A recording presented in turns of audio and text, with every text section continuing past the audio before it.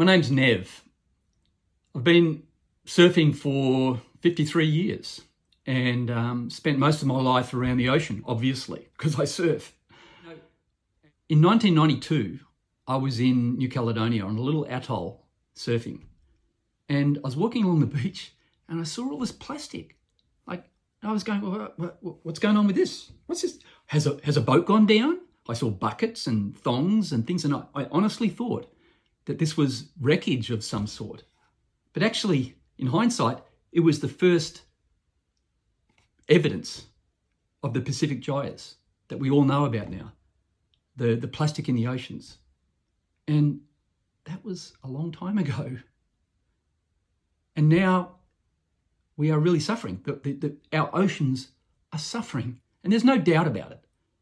And we have to find the solution. So that's why I'm saying passionately that we need to engage.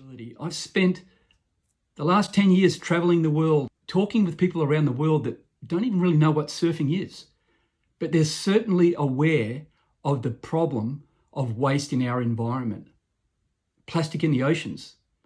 And everyone has solutions to a point, but most of these solutions are boutique solutions, like Band-Aids.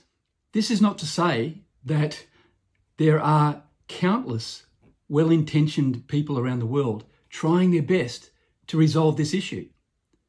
From cleaning beaches through to reducing the use of single-use plastics, all absolutely relevant to consume less. But all of these things are not going to make the difference that's required. Plastic is not going anywhere, and nor is garbage or waste. It's going into our environment every single damn day. And tidying up after is not going to solve the problem. If we can give that waste value and process it before it enters the environment, no more plastic going into the oceans. None. That's simple. So NBL technology, based in the US, using the technology that I've helped to develop for the use of low-grade plastic, an awesome company in Argentina called Z1, who takes garbage and makes an inert, safe material from that. NBL technologies that take the greatest proportion of everyday garbage and turn it into fuel cell pellets that can be used to fire concrete kilns and other uses. Those three combinations leave a clean floor of a MRF, a materials recovery facility, every day. 400, 1,000, 2,000 tonne a day of everyday garbage that does not go to landfill. We can deliver that. The solution is here. And it's not hundreds of millions of dollars like some of the incineration solutions. Incineration is a waste of awesome resources. Garbage is a resource. I know the technologies that we have under one roof are all ready to go. No R&D required. 12 months turnkey, and we can have a facility operating in Tennessee, in New York, Sydney, Denpasar, somewhere in Mongolia. We can have them operating in a small town and a large city. It's decentralized. It's right where the garbage is. It doesn't need to be trucked for 100 miles to go to a giant incinerator. Most of the waste that gets washed down rivers is what we call MSW waste, or everyday family crap. And what we do is we turn that crap into composite recycled plastic panels. The solution is now, it's ready. There's so many surfing-based operations around the world that are actually making a difference for our grandkids, for my grandkids. You know, I've got another 30 years of surfing, trust me. But my kids I've got 100 years of surfing ahead of them, right? I want them to have the life that I've had. I want them to have a planet that is not going to crumble because of climate change. And every one of us has to do something. We have to stop it at its source. We have to get it away from landfill, and we have to get it away from being dumped in the environment because there's nowhere else for it to go. And we have to turn it into product that there is a demand for. And guess what that is? The building industry. The offtake of our facility that has these multiple technologies provides energy, provides building materials, inert ground cover, additives to road base, everything that comes out of that factory, leaving a clean floor at the end of the day, is a profitable item that helps the environment. And guess what? It sequesters carbon. Instead of that rubbish, that garbage going into a landfill or blowing around in the environment and damaging our oceans and our food chain, instead of that, that carbon is put within a product which can then be recycled, or it is built within and is there forever. The carbon credits on this alone are amazing. But how can you actually give value to low-grade plastic waste that nobody wants? That's probably a question you're thinking right now. Well, imagine this. Every afternoon in Bali, for example, because everyone focuses on Bali. We're surfers. We love Bali. I've been going to Bali since the 70s. But it's the place where everybody sees all the plastic washing up on the beaches. And therefore, the global focus is on that poor little nation saying, oh, look, what's going on there? Every afternoon and every morning, with the tide, plastic washes up on the beaches. Every day, villagers who really know no better throw their plastic waste into the environment because it has no value to them. But guess what?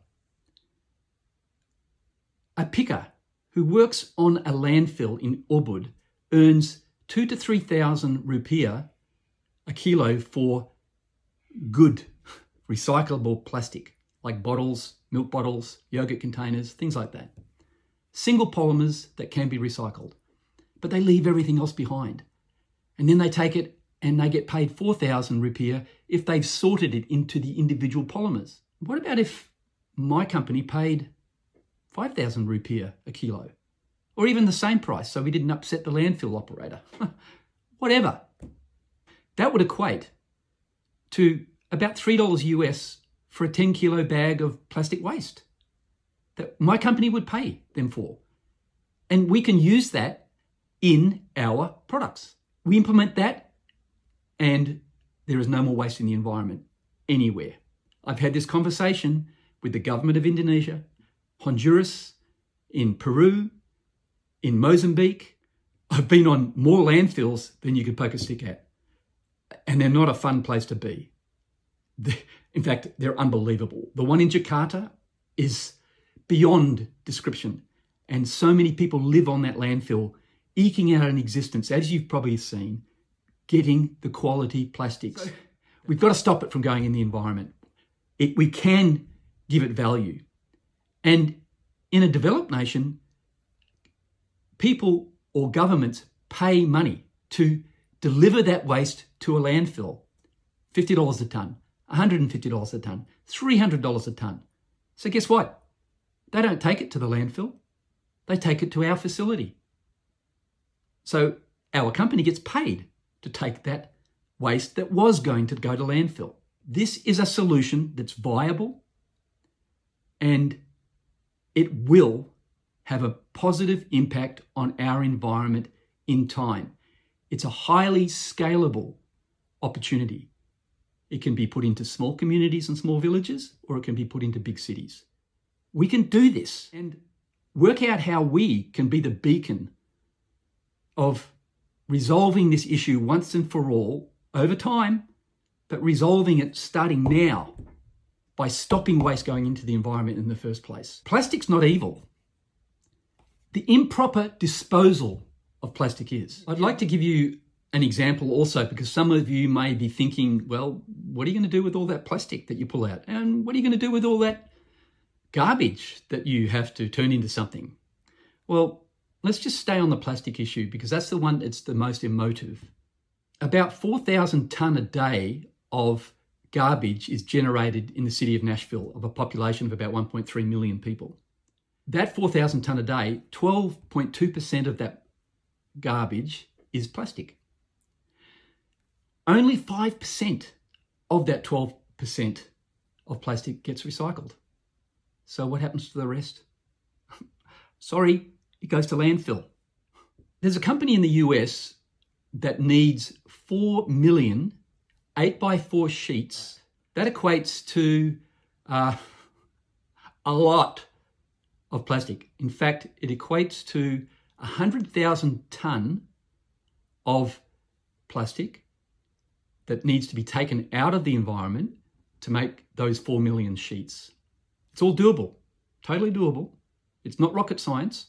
And think about how many communities around the US would all need a facility like this to process all that waste and what could be done with the product. Anything that can be molded in a clamshell process can use this system. It can be, flood mitigation, formwork board for the concrete construction industry, for hoarding boards around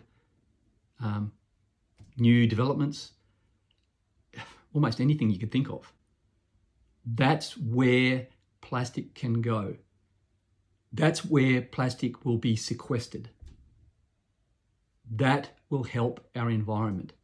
That will reduce climate change. I was invited by the president of Mozambique, can you believe it, to go to a landfill that only a matter of months beforehand actually collapsed and buried 30 people alive in garbage because those people were living on the landfill to actually collect garbage, to collect plastics and things like that, scavengers. So tragic, so unbelievable.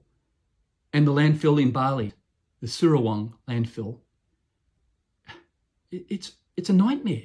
It's built over a mangrove on Benoa Harbour. And every time we surfers fly in there, we can see it out the window of the plane. When you're partying in Kuta and the wind's coming from the east, you can smell it. The citizens of Nashville or Rutherford County can smell their landfill. We got to stop this. And I know it's not easy. And incineration is not the answer. The answer is diverting that waste away from the landfill to a facility that processes it all, 100%. No more waste going to landfill. No more plastic washing down rivers into the oceans.